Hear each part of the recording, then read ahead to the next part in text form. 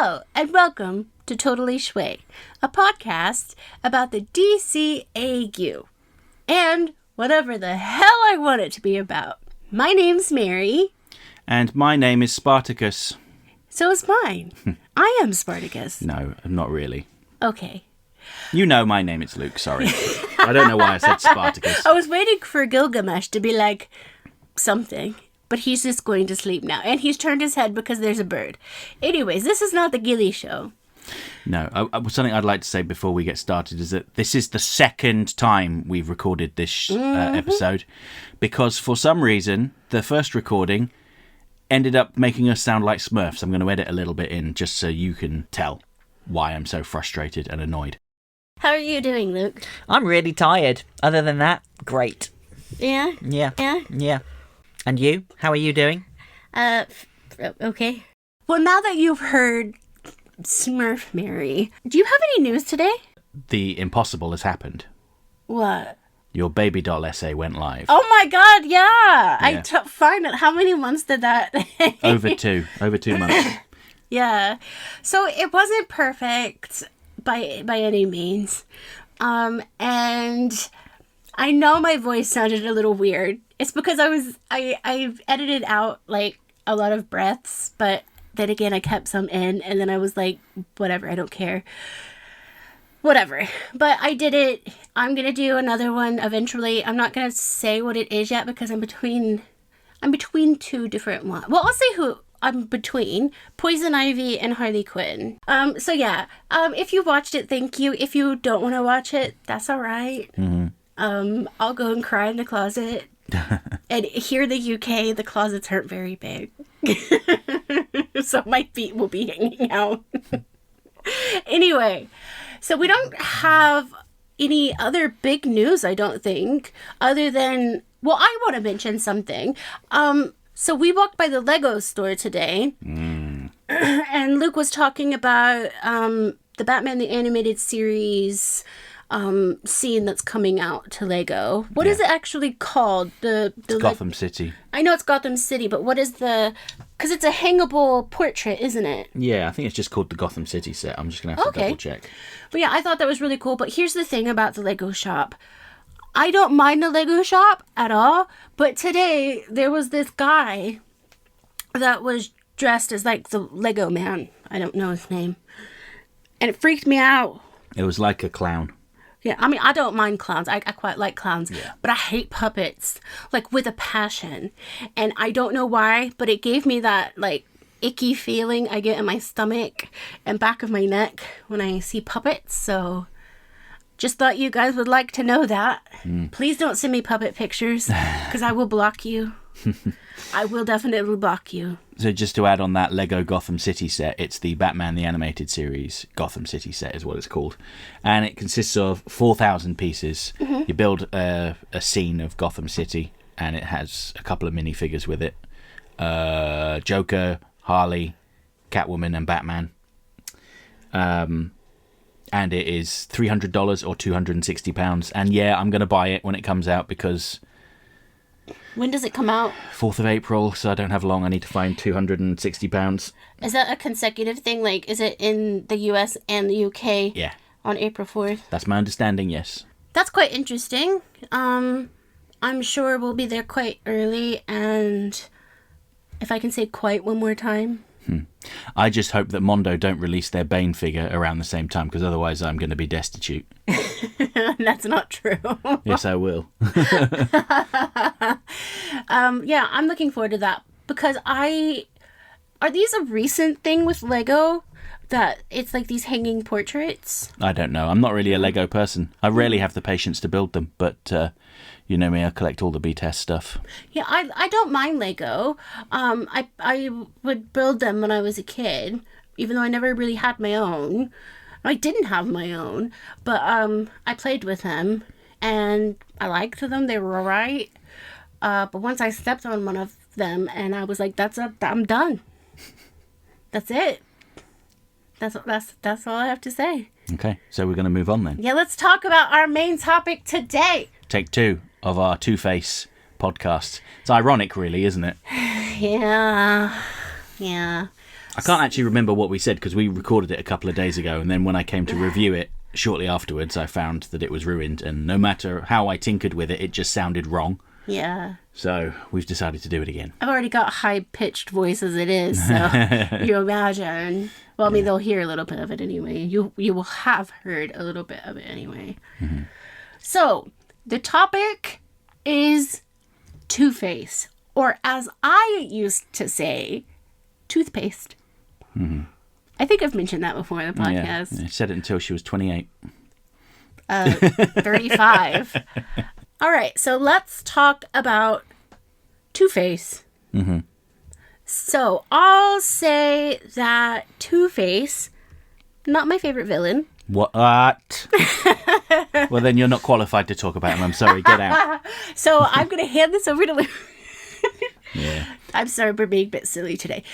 Okay, so Two-Face, not my favorite villain, but it is one of the things I talk about quite a bit on this podcast and just in general about Batman or just anything about the DCAU is they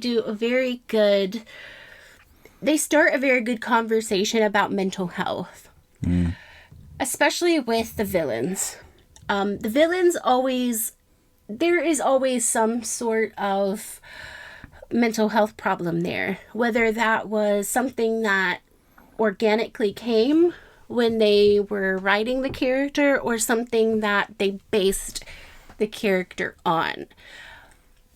Do you have any idea if this with this particular Two-Face, if they went into all of that? Or yeah, I do. Yeah, I do know the story behind this. So the comic book Two-Face became villainous after his face was burnt in half, and his fiancée left him, and he was no longer handsome. That's what motivated him to turn to crime. How shallow. Yeah, it is very shallow. It's very basic. Alan Burnett can be credited with this interpretation Good thing of Two-Face. You're so handsome. Debatable. Alan Burnett said that he always felt that Two-Face must have had problems beforehand because it just didn't seem believable that someone would just have a complete break because their face got wounded and their partner had left them. So he kind of ran with this idea of Harvey Dent having issues already, and he went and spoke to a psychologist about what would it take for someone to experience that kind of dissociative identity disorder. And he was worried they were going to say, oh yeah, he was molested when he was a kid, and that would be the only thing. But they said, no, it could be anything. It could just be as simple as repressing feelings, any type of feelings. Yeah. So he went down that avenue, and he wrote an outline for the story, and he assigned it to Randy Rogel, and Randy ran off and wrote that wonderful script, and he brought it back to Alan Burnett, and it ended on Harvey Dent escaping from the hospital, Grace fainting. And it was intended that the story would end there. And be like, okay, that's Two-Face's origin done. One and done. There we go. But Randy said, well, hang on a minute. It's Two-Face. It should be a two-parter. Yeah. So he went off, wrote an idea for what part 2 could be, took it to Alan. Alan went, no, try again. And he went off again and came back with what we got for Two-Face part 2. Can I say something really quick? No. Sorry I interrupted you.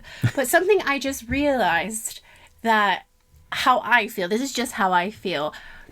You know, obviously it's 2 parts. I feel that it's 2 parts, but I feel like there's 2 different tones to that. And it's like 2 different shows in a way. I don't know how to explain how I feel, but it feels like 2 separate entities. And I don't know if that was done on purpose, but it just, everything done with Two-Face in this show feels meaningful. And it's not just about 2. Yes, it is, but it isn't. It's about the personalities. And I really like how each episode that he is in, you're not just getting Harvey. You're getting big bad Harv. You're getting, the judge. and you're getting Harvey. And in each of those episodes, I can feel that. I get a sense of that personality. Yeah, so towards the end of part 1 of Two-Face, when Harvey Dent is being blackmailed by Rupert Thorne, what is happening in that scene is Harvey Dent realises he's in trouble. He's stuck. He can't get out of it. So he willingly retreats inside of himself and lets Big Bad Harv take over. Harvey Dent and Big Bad Harv have distinctive voices because they're intended to be different people. Similarly, Two-Face has a different voice to Big Bad Harv and Harvey Dent because he is intended to be another person entirely. And when Big Bad Harv gets caught in the explosion and he sees his facial disfigurement, he also retreats in terror. Now, Harvey Dent's not going to come forward. Harvey Dent's cowering inside of his own mind. Big Bad Harv is now cowering inside of his own mind.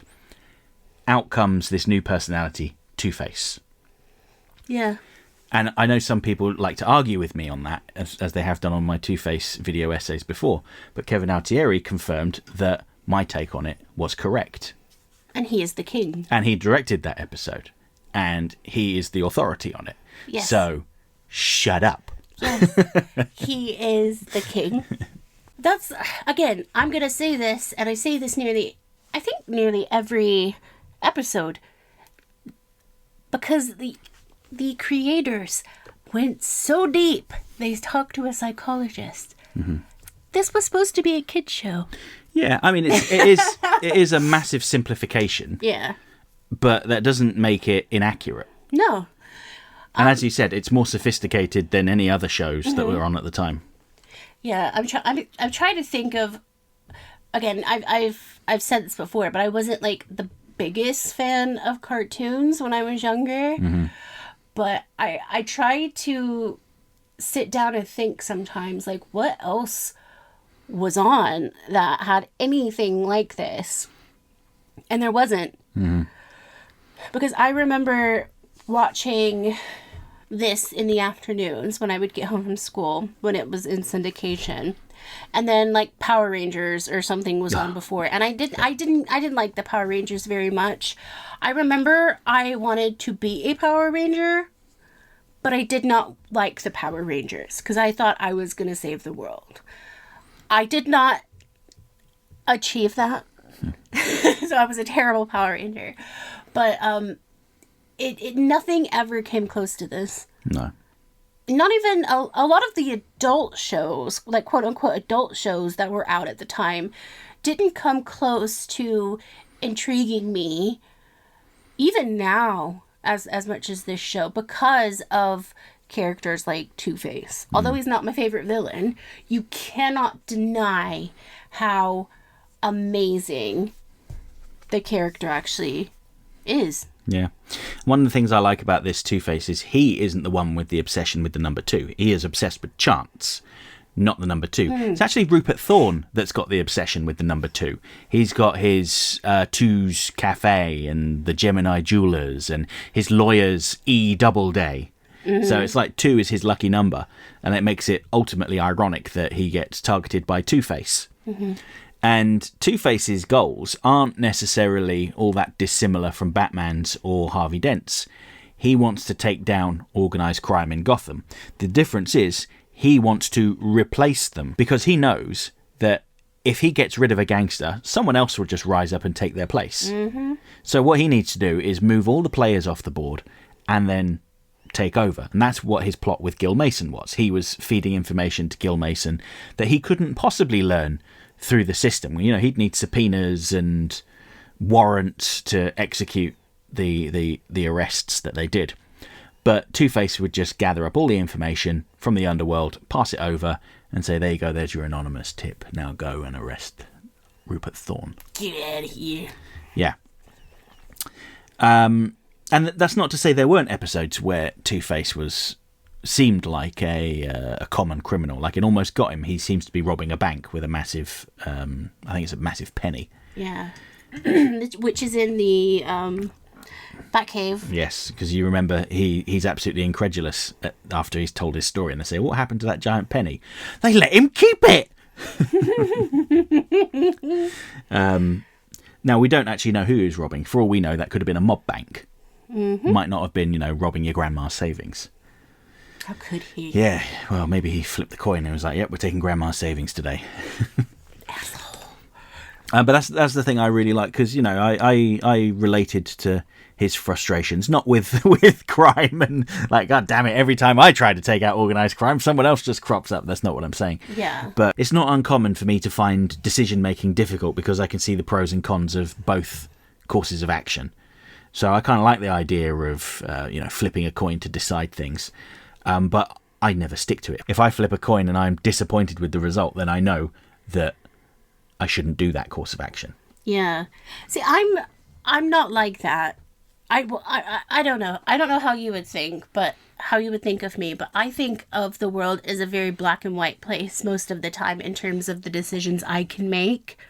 Yes, I know the world isn't just black and white because there are gray areas, but the things that I can make decisions on are very black and white, and most of the time I know what to do. So in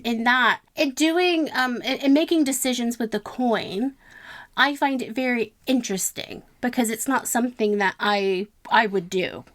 And I'm not saying it's a good or bad thing, because to me it's not good or bad, but I just wouldn't do it myself. It just suggests to me a level of detachment, like he can go either way. And he has no feelings on anything unless the coin tells him how to feel. Yeah, whereas I'm attached to everything I do. Yeah, but I think his episodes are great. What's your favourite? Obviously, Two-Face Part 1. I really like Second Chance as well. I mean, the mystery was not at all mysterious. Two-Face gets kidnapped. Two suspects, Rupert Thorne and the Penguin. It's not either of them. Two-Face kidnapped Two-Face, or I should say, Two-Face kidnapped Harvey Dent. Ooh. Who would have thought? Yeah, I know. It's because Two-Face didn't want to go away. And I really like his appearances in the tie-in comics as well. Paul Dini wrote a story called Two-Timer for The Adventures of Batman and Robin, where the Joker makes Harvey Dent think that Bruce Wayne is trying to steal Grace away from him. And it just completely ruins his recovery, his rehabilitation. And he breaks out of Arkham and he kidnaps Grace and Bruce Wayne and he's going to kill them. And the reason why the Joker did it is because he was bored. Isn't that why the Joker does anything? For the most part, probably. We will eventually have a Joker episode, but I'm kind of like holding off on that as much as possible. Not because I don't like the Joker, because I do like the Joker, but I will get into it. It's that Two-Face story is just like most of the villains in Batman. It's sad. Yes. It is sad. And it sucks because at the end of the day, he doesn't end on a good story. No. He doesn't. He ends up just in Arkham, doesn't he? Yeah, so I was going to get to that, I suppose. So in the new Batman adventures, when Two-Face gets a slight redesign, he is more outright villainous. So he holds the city hostage and he blackmails people. And in response to this, his mind creates a third personality called the Judge, who tries to kill him. And the final scene of that episode, I guess until that point, Two-Face didn't know he was the Judge and the Judge didn't know that he was Two-Face.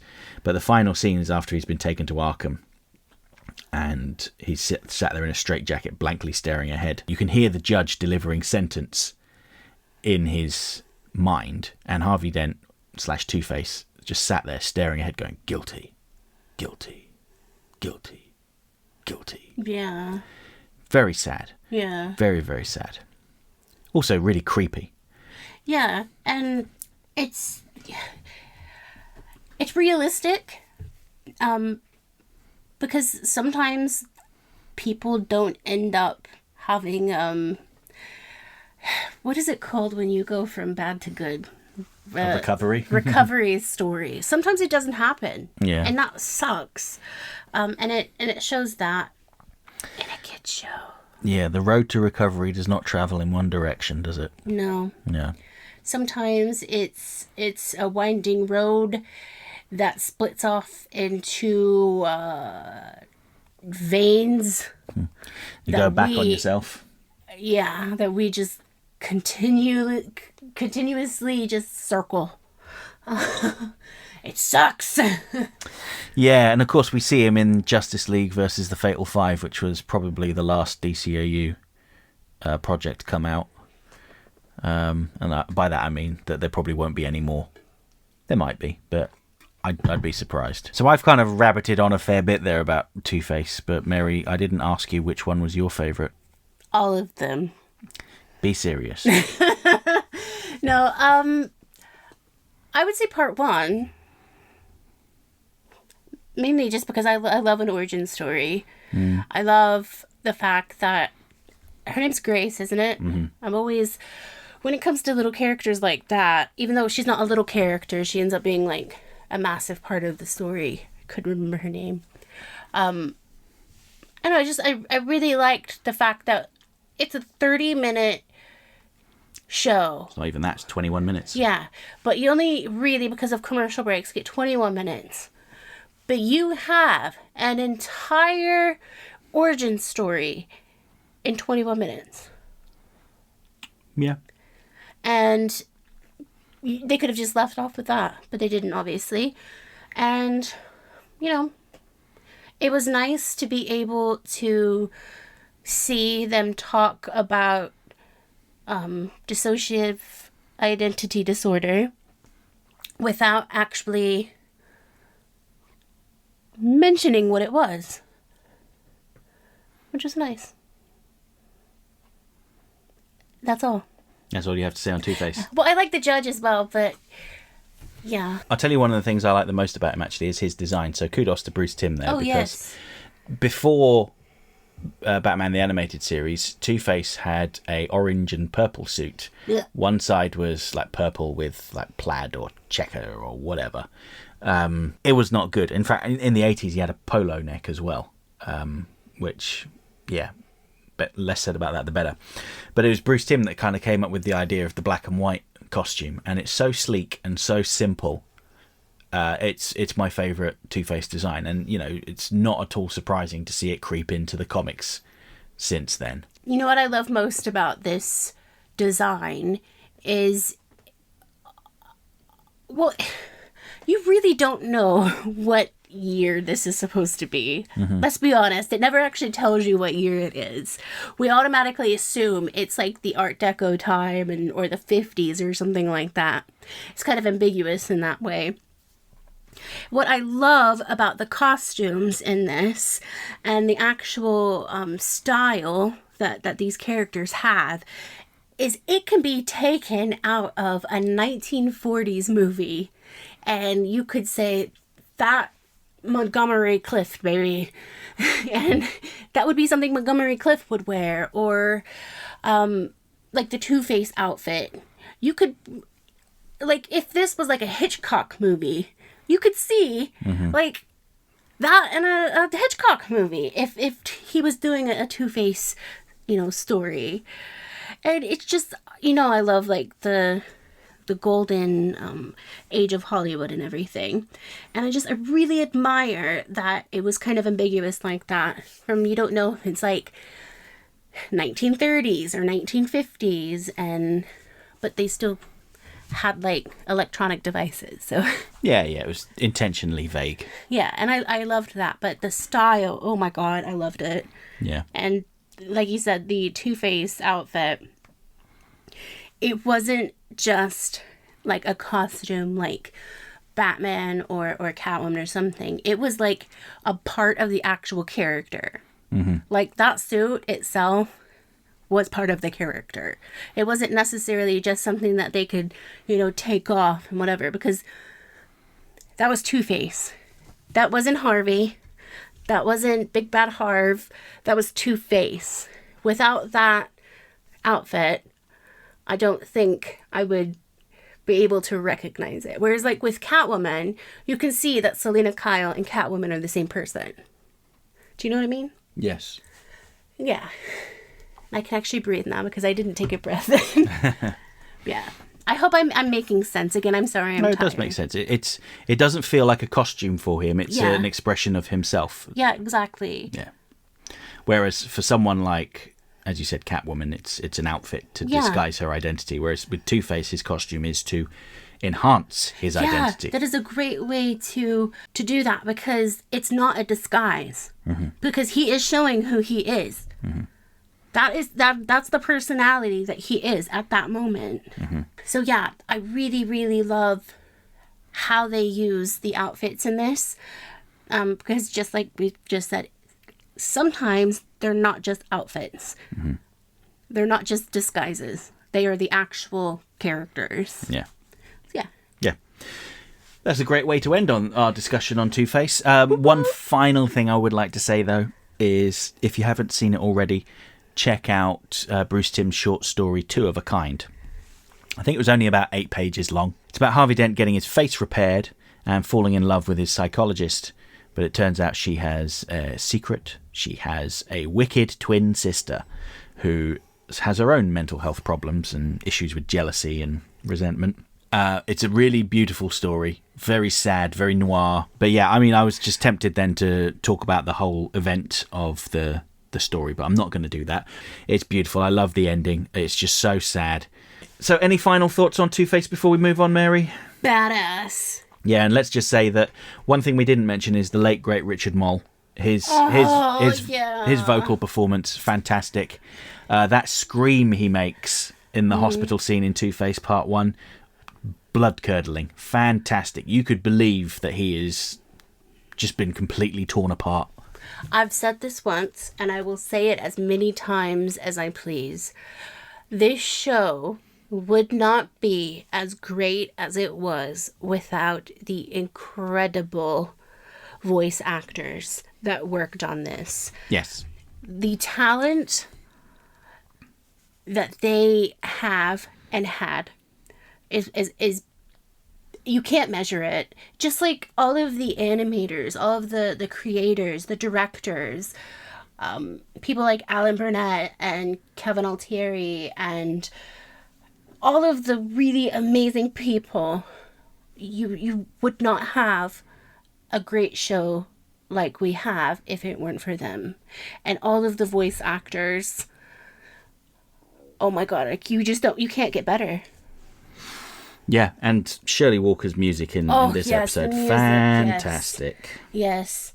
Again, this is just one of those shows that it is, you know that phrase, jack of all trades? Mm-hmm. This is that in show form, because it's got everything. Shall we get to some of the comments? Yeah, let's go to the comments. So, quite a few of you left multiple comments, but due to time constraints, I'm only going to be able to read one of them. But know that I might not read it out on the episode, but I have read them all. Okay, first up, we have One He King. I wonder if that's supposed to be The King, but spelled differently. Let me know in the comments for this episode. Let's talk best girl they did so bad, especially in the new Batman Adventures. So he's referring to Catwoman last time. Feels like they didn't do a great job with her in the new Batman Adventures. No, Mary doesn't agree. No commentary on that. I'm sorry, I just love Catwoman. I just love her. Next we have Blue Marseilles. Hey. Chase Me's the best thing they did, and that's a damn shame. Much prefer the Michelle Pfeiffer and Zoe Kravitz film adaptations. I'm going to be honest with y'all. And this is something I don't like admitting because I love Miss Halle Berry. I've never seen the Halle Berry Catwoman movie. Oh, I have. It wasn't good. And I love Halle Berry. Okay, next. Lowell Lucas Jr. Hello again. Hello. Now, I have a bit of a controversial take that really kind of divides some Catwoman fans that I wanted to get your opinion on. In the episode where she works with Scarface, I think her true fall from grace was when she was willing to throw an extinct animal into the fire in order to save her own skin. It doesn't help that it's a cat, but also questions what her animal rights activist role truly, genuinely, and kind of puts the questionable thought into your head of, damn, did she really betray her morals just to save herself? No, I share that view. I think it was a hyena, actually, or some sort of... Bud? No. Lou? No, I share your opinion there, Yeah. actually. She completely betrays her morals. Disgraceful. Yeah, and that's why you don't really see the animal rights activist aspect of her character again in the show going forward. That was the moment she gave it up, and I think she realised her own hypocrisy and stopped pretending to be motivated by the preserving animals, and she realised that it was really her own selfish greed that she was serving. You are not alone in your opinion. Next, we have Mara Costa. Hello, Mara Costa. I don't know if you've commented before, but if you have... Yo. Todd should have placed Streaky with the Supergirl figure, but a Supergirl movie is in the works. Yeah. It's weird how there's no Streaky the Supercat figure. Well, I mean, if there was, it should just be a standalone one, and it should be life-size. Todd. Yeah, Todd. You hear the chair squeaking, that means I've leaned into the microphone, and I mean business. I will pay double. Next, we have Zehanort10 returning. Hello. Hey, Zay. Unlike the comics, Arkham games, and some other continuities, the DCAU Bruce and Selina's relationship wasn't done well. In The Cat and the Claw, he's only known her a few days, but he says he's never felt that way about anybody in a long time, and Selina herself wasn't interested and was only going on a date with him to raise money for the mountain lions. Well, seems like your opinion is not very shared, Mary. But my opinion... Yeah, because you liked Selina Kyle. I do. And the relationship there. I love Selena. I love the relationship. I just think that she was, like, busy. She was she's a busy lady. And she was just like, psh, I care about the mountain lions more than I care about Bruce right now. And then, sometimes she's like, I care about Bruce more than the mountain lions. And then she's like, no, I always care about the lions more than Bruce. And then she's like, I do like Bruce, but... Then she's like, I care about me more than anything else. You saw where I was getting at, but yeah. All right, next we have the Phantasms. Hello again. Hi. Since Two-Face is today's subject, I think Luke will be quite protective of the character today. Well, I don't know if I'd say protective. Two-Face is a great Batman villain because he embodies the duality of human nature, representing the constant struggle between good and evil. His identity disorder, fueled by a tragic backstory, adds depth and complexity to his character. Two-Face stands out due to his psychological depth and the exploration of themes such as justice, morality, and the consequences of choices. His obsession with duality and his reliance on the flip of a coin to make decisions makes him a fascinating character. Now, while Two-Face is undoubtedly a compelling character, he falls short of being the best Batman villain due to the more lasting presence of other iconic adversaries. Villains like the Joker have a more profound impact on Batman's world, and challenge him in unique ways. One of the problems with Two-Face stories is their repetitive nature of his character arc. Often his stories revolve around the same themes of his obsession with chance and his struggle to maintain his sanity, which can be predictable for long-time readers. Two-Face's reliance on the coin flip can limit storytelling possibilities by reducing the complexity of his decision-making processes. This binary approach to decision-making may make his character seem one-dimensional and restrict opportunities for nuanced character development. While Two-Face's obsession with chance adds a unique aspect to his character, it often overshadows other potential storylines, preventing him from reaching his full potential as the best Batman villain. The repetitive nature of Two-Face's storyline can sometimes diminish his impact as a villain over time. Readers can often feel desensitized to the character as they already know the outcome of his internal struggle, and most twists they attempt have already been attempted at some point before. This can lead to a lack of suspense and reduced emotional investment in the stories. I mean, most significant events in Two-Face stories are about him getting his face fixed, him getting a third personality, or something like that. Another issue that seems prevalent with the character is that the writers often struggle to find new and compelling angles that don't rely too heavily on re-exploring this or somehow retelling Two-Face's origin to create an engaging narrative, which can often be the case for other characters as well. Two-Face's origin story is deeply ingrained in the character, making it difficult to separate him from his tragic past. Don't get me wrong though, despite some repetitive storylines, Two-Face is still one of the most compelling Batman villains of all time, but there's certainly elements preventing him from being the very best. For me personally, he's right up there, but a bit behind the Riddler, Ra's al Ghul and the Joker. Those three in no particular order. That was very well said. I don't agree, but it's fine. There have been plenty of excellent Two-Face stories that don't rely on chance or retelling his origin. For instance, any of his appearances in Greg Rucka's run on Detective Comics or Gotham Central. Even more recently, where they've rehabilitated Two-Face, but they haven't repaired his face. I think there was GCPD The Blue Wall comic, which was about the police department with Renee Montoya. Two-Face's appearance in that were excellent. They were very well written. He wasn't obviously the main character in it, but he was a significant character. And when someone close to Montoya was murdered, Harvey Dent pops up and says, you know, Renee, I can help you with this. You don't have to dirty your hands. Let me do it. And he's talking as Harvey Dent, not Two-Face there. And there are other things they've done recently, like when Harvey Dent was under the control of some new villains. The way he escaped from them was regressing into his mind and allowing Two-Face out. And then Two-Face just pretended he was Harvey Dent. But anyway, that's a whole other story. I think there are lots of things that writers can do to write great Two-Face stories. Word. Not to crap entirely on your opinion there. Sorry. I have no opinion on your opinion, but I feel that what you wrote was very well written. Okay, so next comment. And then there's Luke's opinion. Let's talk about it. I'm kidding. Okay, so next comment is from Defuxa. Hello, Defuxa. When it comes to villain characters, I think the ones that have the most staying power are the ones that have the most avenues to grow. I think Two-Face is a good example of a character that really shows this. The other, of course, being the Riddler. Both of these characters had to be explored past the riddles and the coin flips to be made interesting to watch. Although I think for Two-Face, they did a better job of it with the Judge persona. Yeah. Yep. Wow, y'all are so smart.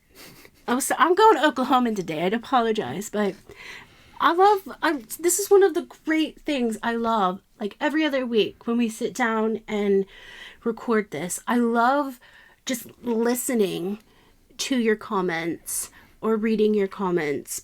It's mainly listening because Luke will tell. He's obviously reading them out, and it's just to not just have my own opinion on it or like Luke's opinion on it, to actually hear everyone. And it's awesome when somebody else has like the same opinion as me. But yeah, it's just, I just really want y'all to know that I appreciate how authentically cool you guys are.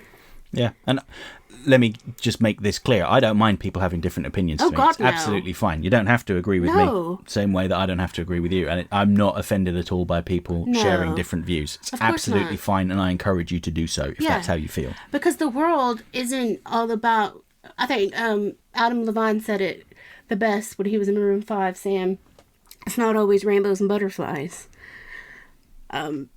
It's not. And I know people don't always agree with me. Believe me, I know. Very rarely people agree with me. But I love the fact that when one of you guys don't agree with me, you'll explain why. And it's not just like because those very 1990s American, just like because, but it's because you explain it and you're detailed in your explanation, and it's not just like because I said so, you know. And sometimes you see comments online and they say just that because they don't agree with you, and it's, you know, they just don't care. It's like, I don't care because I said so. Mm-hmm. But yeah, I just wanted y'all to know that. And I wouldn't sit here and record stuff with Luke if I didn't actually genuinely like it. Yep. Even though I'm super tired right now. And I've said that like 5 times. All right, next we have Screen Wiper. Hello, Screen Wiper. Hi. The Cat and the Claw was the first BTAS episode I saw. I remember writing about it in school the following Monday in an exercise about what we did over the weekend. I was 8. It was like 1993 or something. Could it possibly have been early September of 1992? Because that's when it first aired, and I vividly remember watching it as well. I think I mentioned how I was just kind of sat there just in awe at the detail of the city as Catwoman scaled up the side of a building. I bet it was, because I don't recall how frequently they repeated it. I was 5. Continuing Screen Wiper's comment, as Two-Face is my favourite Batman villain, a character I can sympathise and identify with, my personality swings from Yeah. I get it. My personality swings from wholesome hippie to cynical doomer and back again constantly. I apologise for all the comments I might have to leave on that video next week. I even have a couple of black and white bisected suits, which are an inversion of each other, as my dear mum made them for me. That's awesome. Out of a white suit and a black suit. Yeah, that would be very cool. I wish I had a Two-Face suit, but then again, I'd probably never wear it. I don't like wearing suits. I love suits. The show. Oh God, yeah, that's my other podcast. No, if I ever had another podcast about another show, it'd be Grey's Anatomy. You know it would be, or SVU. Grey's Anatomy. Next, we have R083RT, or Ro, as he likes to be called. So Ro! going forward, I will try to call you Ro. I apologise if I forget. Can I call you Robo? You just did. He says, I have finished the Spawn animated series by this point, and honestly, I wasn't as disappointed by the third season as most. Granted, that may be just because I've heard the negative expectations beforehand. It could also be the factor I watched the show via streaming rather than needing to wait for each season to come out. Regardless, honestly, the only problem I have with season 3 is it ends on a cliffhanger, and I've seen enough series that end early to understand that it isn't necessarily the show's fault. Although I personally really liked Twitch and Sam's story throughout season 3. I will always want more Spawn. Todd, we've already spoken to you once today about Streaky, okay? I want more Spawn. I think Todd wants more Spawn as well, but he can't seem to get it done. HBO. Excuse me, Max. Okay, you're listening now. I want more Spawn. You know, Brad Rader directed episodes of Spawn. Brad, you know what I'm going to say. You're not listening to this, but I want more Spawn. He might listen. Brad, if you're listening, say hey. Okay, next, Alex Lemons says, Two-Face next, but if Ivy isn't after him, Louis presses the barrel of his gun against the back of your head. You know. Well, you'll find out what next week's episode is going to be about. It's going to be a really great one, actually. Well, I've been wanting to talk about this for ages. Yeah, don't hype it up too much. Well, I mean, we never get to talk about it. Well, we will next week. We'll get to that. We'll get to that. Anyway. David Carney. Hello, David. Hey, Dave.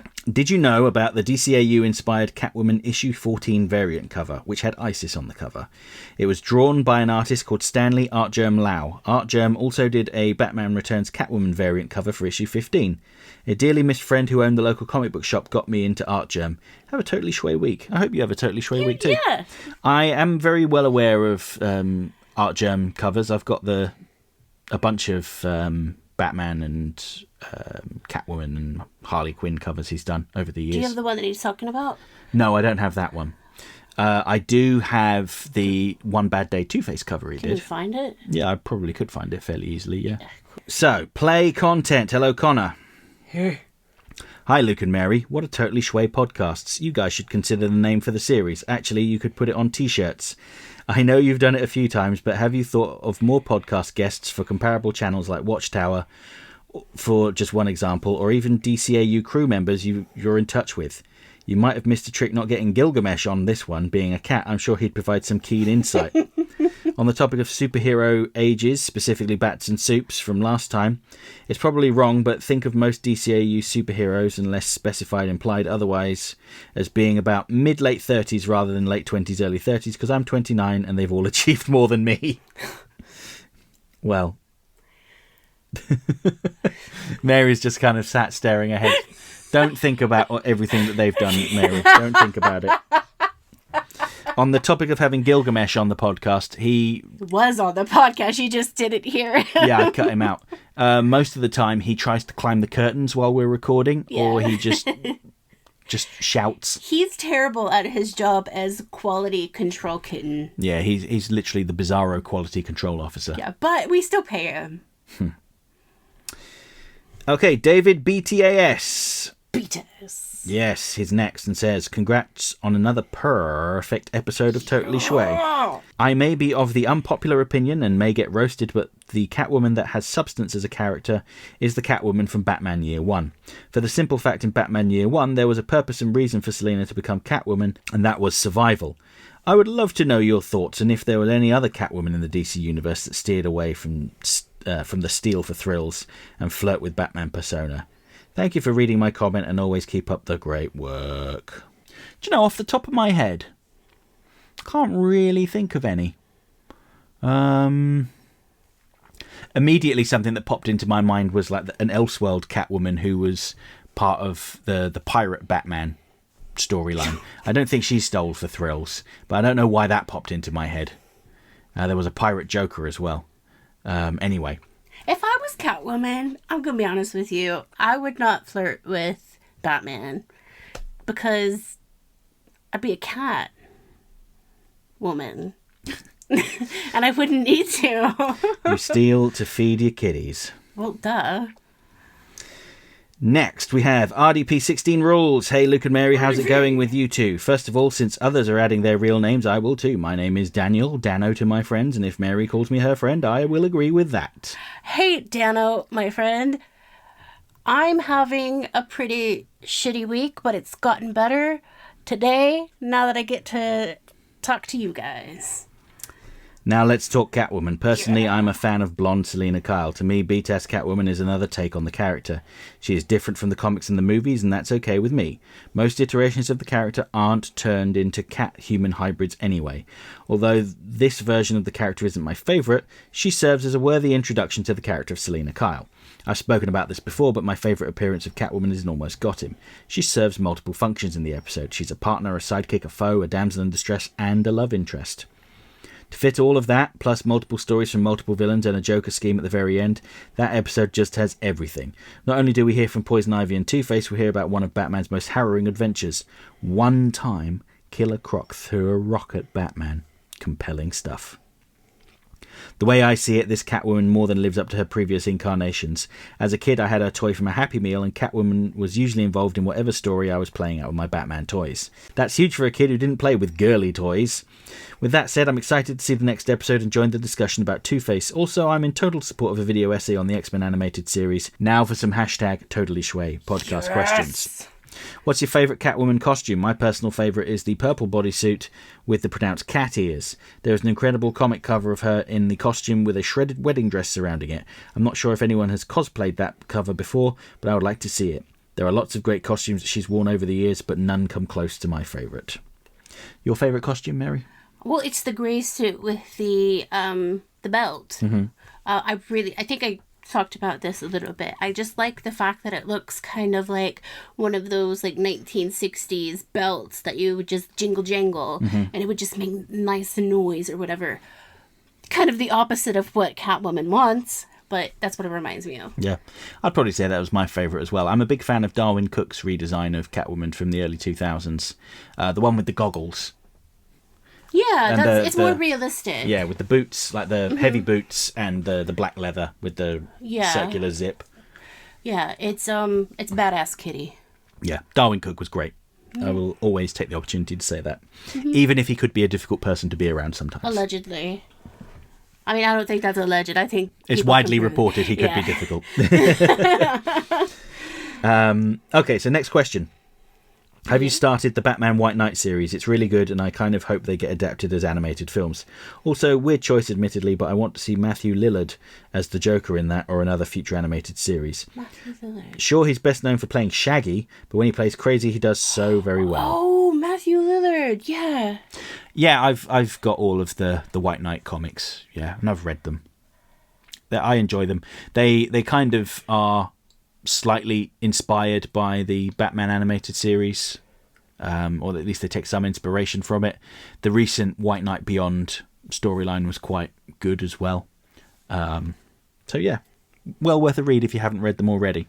Final question. Speaking of Catwoman, I kind of have to ask, do you like the notion of Selena being a former escort? Batman Year One, The Dark Knight Rises, the Batman 2022 and other iterations make it clear that she did work in that industry for a time. It makes sense for a character whose main goal is to acquire a lot of wealth to have a rough life with those circumstances. I don't mind the revelation in her character as long as it's clear that she is helping other women in that line of work. Otherwise it seems gross and unnecessary to add that to her already complicated backstory. Anyway, keep up the great work. Thanks for answering my questions. Have a lovely day. I'm going to answer that question for myself. I haven't read this particular story, but I will say my opinion on this. If I ended up reading that story and I liked it, which I probably will, I wouldn't care, because I believe that women in that profession are strong women that have taken the power in something that has been around since humanity has been around, and they've said, hey, I'm going to do this, and I'm going to make money from it, and I'm going to do it on my own terms. That takes a strong, brave person to do that. And to me, that is some of the things that I identify Catwoman as. Yes, so that idea about Selena Kyle's backstory was introduced by Frank Miller. And as much as I like Frank Miller's Batman comics, he does have strange ideas about women. They're either nuns or prostitutes, and there's very little grey area. God, what would he think of me? Well, I don't know what he thinks about people in general. I'm talking about the characters he writes in his stories. I feel like that's a very big topic I don't really want to get into right now. But I don't mind it. I don't have a problem with it. I don't think there's any shame in it. So long as they're not being exploited by someone. Yeah, exactly. Because they're taking control of them. Hopefully they're taking control of it for themselves. Yeah. Make that money for them kitties, baby.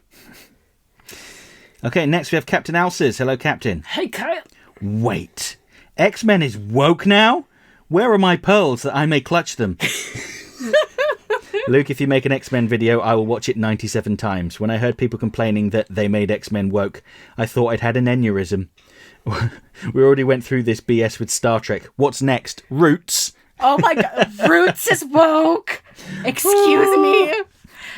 Oh my God. I cannot believe there are people that... These people that are saying this cannot... They must have... There was no way they watched that show. No, I mean, either that or they're just completely media illiterate. Yeah, because oh my God, X-Men is one of the reasons I asked so many questions about, like, the LGBT when I was a kid. And that because I knew about it, and, like, even though it was just so vague sometimes, I knew what it was about. Yeah, I don't think it was subtle at all. Yeah. I really don't have any time for those kinds of people. Right, next we have Soulgrave. First time commenter, I think, says... Oh, hi. Kevin Conroy died in 2022. Presumably this is in relation to us saying that he's going to be in the Crisis on Infinite Earths Part 3 movie. It was recorded quite a long time ago, wasn't it? Yes, they tend to record the dialogue for these movies years before the animation is complete. So... that's how Kevin Conroy could be in it. Yeah. Like, sometimes it's, like, 4 or 5 years in advance because they don't... Like, take something like COVID, for instance. Yeah. You could have the voice, but you might not have the complete animation yet. And something like COVID could happen. I'm not sure if that's what happened here. And you'd have, like, 3 years where you can't really do anything. There is an animated movie... starring Brendan Fraser and Marlon Brando. How did I know you were going to bring this up? Called Big Bug Man. Mm-hmm. They recorded the dialogue with Marlon Brando before he died in 2004. It still hasn't been released yet because the animation took so long they ran out of funding. So it may never get released. If I was a billionaire, I'd track that down and say, right, this is Marlon Brando's last movie, we're going to put it out. This is going to win Brendan Fraser an Oscar. Probably isn't, but you never know. I haven't actually heard the recordings. Maybe it was really bad. He won an Oscar last year, didn't he? Yeah, for The Whale, wasn't it? This is his second Oscar. Or third, I don't know which one. Get Brando his third Oscar. Yeah. As the second one he won't accept. All right, next. Basement of Mars. This is actually my preferred version of Catwoman. She's so charming and funny and, of course, very sexy, but it's not overdone like they tend to make her in many other iterations. I always found there to be something of a refreshingly subtle old-school classiness to the way they wrote her, like a truly classic femme fatale from the 1940s movie type of class and charm. And I also love the grey suit much more than her modern leather spy suit. P.S. Thank you for pointing out that X-Men has always been woke, even though you really shouldn't have to, because it's always been an outright and glaringly bright allegory for marginalised groups without any subtext or subtlety to hide behind. I not so coincidentally did go back and watch the original trilogy of movies, and the whole gay-trans metaphor hits even harder than it did back then. The opening of the movie even has Senator Kelly fear-mongering about mutants and how parents need to know if there are any in their kids' schools. It's almost like they were trying to say something regarding certain groups of people and the talking points used against them by certain people in power. 100% agreed. Mm-hmm. They're in their schools. That's right. They're at the theaters. Or, excuse me, the cinemas. They're sitting next to you, Luke. The mutants. They're everywhere. That's kind of like how he was acting a little bit, to be fair, in that movie. Yeah, and that's the same way that some, how can I phrase this? I don't want anyone to get upset with me. Republicans. I was going to say conservatives. Republicans, it's fine. And conservatives. Yes, yeah. I'm going to be honest. I'm from the South, but I come from a place. I can say where I'm from because I don't think any of my family lives there anymore. I come from Midwest City, Oklahoma. And I'm very fortunate that I didn't have to deal with a ton of people being open about, like, not liking gay people. But you go a couple cities over and they're everywhere. Like, people just, they heard it on the radio when they were like 5. Like, don't like this thing. And then it's like an epidemic of people not liking gay people. It's like, who cares? Mm-hmm. Who cares? I know. It's the same thing with the current furore over trans people. I only know 2 trans people. And the way that some of these critics speak, it's like there's a trans person hiding in every bush waiting to use a lady's bathroom. It's just for God's sake, let people live their lives. They're not harming anyone. Can I tell you something? Go on. I was at a concert once and I used the men's restroom. Oh my God. I know. It was at an Insane Clown Posse concert too. That's not even a joke. I know it's not. But it does not matter who you are in love with. It doesn't matter who you're dating. It doesn't matter who you are. As long as you're a decent person in this world, that's all people should care about. Anyway, sorry about the tangent, but my heart gets so heavy when people just randomly go on forums or just YouTube comments about X-Men and they talk about, being, PC or talking about spreading the gay agenda or the trans agenda. Well, sweetheart, what do you think you're spreading? What agenda are you spreading? The hateful one. I would rather everybody spread the trans agenda than all your goddamn hate. Again, my soapbox, I got on there just a little bit longer. So yeah, any more comments? That was it. Oh, can we talk about next week's episode? Now is the time to talk about next week's episode. I'm so excited. So this is one of I have been wanting to talk about this for so long, but Luke keeps all I'll mention it, and he's like, I don't know, maybe not this week, maybe next time. And then he's finally agreed to it. You want to tell me what it is? Yeah, so we're going to talk about something that was mentioned casually in an episode of Batman Beyond, but is massively significant. We're going to talk about the events of the near apocalypse of 09. Yeah, I'm so excited. I'm so stoked. They've never gone into any detail into it, but we have uncovered some stuff that we want to share. Yeah. And some theories we have. For instance, why has Gotham Sky gone from being red in Batman the Animated Series and Superman and Justice League to purple? We've actually talked to some people about this, and we've got some answers for you. Yes. So it's... Don't want to spoil it. It's totally Schway, but yeah. I'm stoked. Yes. And, what did Ra's al Ghul do to the planet? We're gonna talk about it. We're gonna unearth it. It's gonna be amazing. All right. Thank you guys so much, and I hope you guys have a great week. And if you're having a shitty week like I've had, remember, we're here. We're your friends. Talk to us. As long as you're not going to talk about puppets, I'm good. All right. I love you guys. Goodbye.